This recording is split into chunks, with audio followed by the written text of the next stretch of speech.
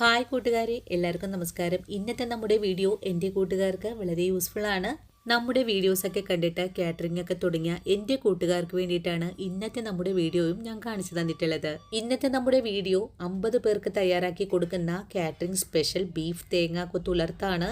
നല്ലൊരു ബീഫ് ഉലർത്ത് തയ്യാറാക്കാൻ പഠിക്കുന്നതിനായിട്ട് video skip ചെയ്യാതെ വേണം കണ്ട് സപ്പോർട്ട് ചെയ്യാനായിട്ടും, അതുപോലെ തന്നെ നിങ്ങൾ ഈ വീഡിയോ കണ്ടിട്ട് ട്രൈ ചെയ്ത് നോക്കുമ്പോൾ നിങ്ങൾക്ക് ഇഷ്ടപ്പെടുവാണെങ്കിൽ നിങ്ങൾക്ക് കിട്ടിയ ഈ ഒരു അറിവിനെ നിങ്ങളുടെ കൂട്ടുകാരിലേക്കൊന്ന് ഷെയർ ചെയ്ത് കൊടുക്കാനും വീഡിയോയെക്കുറിച്ചുള്ള അഭിപ്രായങ്ങളെല്ലാം കമൻസ് ആയിട്ട് അറിയിക്കാനും മറന്നു പോകരുത്. നിങ്ങൾ തരുന്ന ഓരോ വാക്കുകളുമാണ് മറ്റുള്ള ആൾക്കാരിലേക്ക് നമ്മുടെ വീഡിയോ എത്തപ്പെടുന്നതും. അപ്പോൾ എങ്ങനെയാണ് കാറ്ററിംഗ് സ്പെഷ്യൽ 50 പേർക്ക് തയ്യാറാക്കുന്ന ബീഫ് തേങ്ങാക്കൊത്തുലർത്ത് തയ്യാറാക്കിയെടുക്കുന്നതെന്ന് നമുക്ക് വീഡിയോയിൽ കണ്ടു നോക്കാം. 50 പേർക്കുള്ള ബീഫ് ഉലർത്ത് തയ്യാറാക്കാനും വേണ്ടിയിട്ട് ചൂടായ പാനിലേക്ക് 1/4 കിലോ അളവിൽ വെളിച്ചെണ്ണ ഒഴിച്ചു കൊടുത്തു.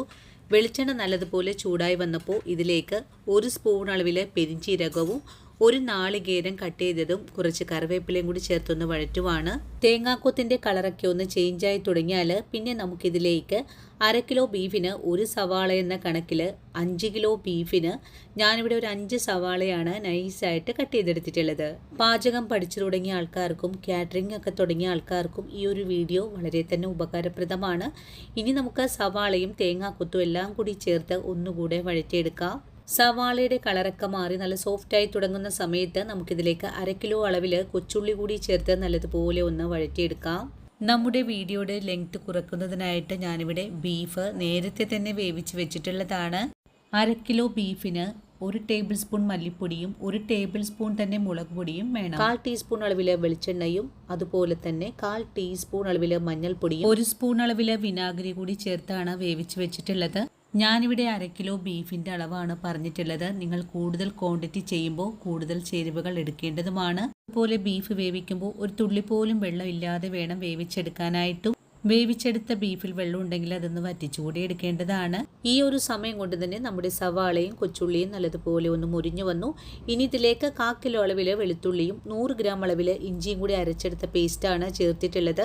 ഇതിൻ്റെ കൂടെ തന്നെ 1 ടീസ്പൂൺ അളവിൽ മഞ്ഞൾപ്പൊടിയും കൂടി ചേർത്ത് ഇതെല്ലാം കൂട്ടിച്ചേർത്ത് ഒന്നുകൂടി ഇളക്കി കൊടുക്കാം. മഞ്ഞൾപ്പൊടിയുടെ ആ ഒരു കുത്തുമണമൊക്കെ ഒന്ന് മാറിക്കഴിഞ്ഞാൽ പിന്നെ നമുക്കിതിലേക്ക് മുളക് പൊടി ചേർക്കാം. ഇത് കാശ്മീരി മുളക് പൊടിയാണ്. ഞാനിവിടെ ഒരു 6 സ്പൂൺ അളവാണ് ചേർത്തിട്ടുള്ളത്. നമ്മൾ ബീഫ് വേവിച്ചെടുത്തപ്പോൾ എരിവെള്ള മുളക് പൊടിയാണ് ചേർത്ത് വേവിച്ചിട്ടുള്ളത്.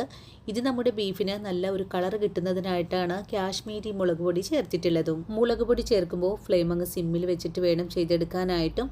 അതിനുശേഷം നമുക്ക് വേവിച്ച് വെച്ചിട്ടുള്ള ബീഫാണ് ചേർക്കേണ്ടത്.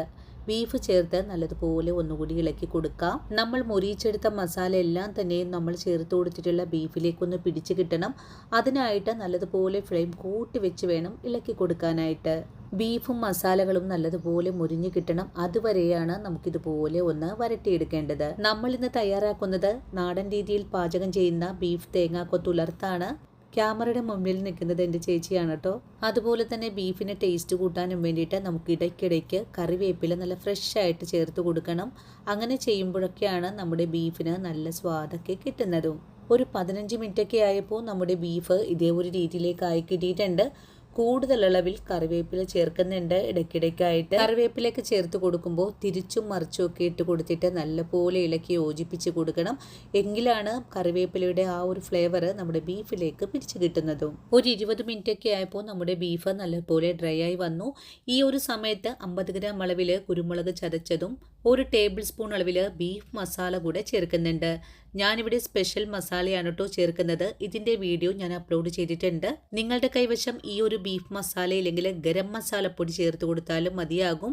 ഇനിയിപ്പോൾ പൊടികളും കൂടി ചേർത്ത് ഇതെല്ലാം കൂട്ടി യോജിപ്പിച്ച് ഒന്നുകൂടി ഇളക്കി കൊടുക്കാം. മസാല കൂടി ചേർത്ത് നല്ലതുപോലെ ഇളക്കി യോജിപ്പിച്ച് കഴിഞ്ഞാൽ വളരെ ടേസ്റ്റി ആയിട്ടുള്ള ബീഫ് തേങ്ങാക്കൊത്തുലർത്ത് ഇവിടെ റെഡിയാണ്. അധികമൊന്നും മൊരിയാതെ വേണം നമുക്കിതുപോലെ ചെയ്തെടുക്കാനായിട്ടും.